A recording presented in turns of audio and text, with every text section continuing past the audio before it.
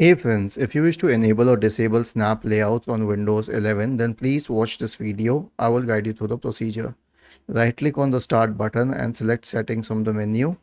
Now go to the system tab on the list on the left hand side. In the right pane select multitasking. Okay, you'll see a switch here. If you wish to disable snap layouts completely, simply turn the switch off and it's gone. And if you keep it on, snap layouts will work. Now here's the thing. We have multiple options like show snap layouts when I hover over a Windows maximize button. Okay, like this one. So you can disable parts of it or show snap layouts when I drag a Windows to the top of my screen.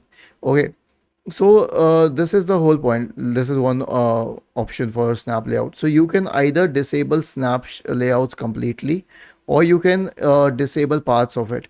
Now the question is, what is the default setting? The default setting is that it is enabled, but if it is not enabled, then you can obviously turn the switch on and check these boxes. Was this helpful? If yes, then please subscribe to the channel. If not, then let us know in the comment section of the video on how we could help you further.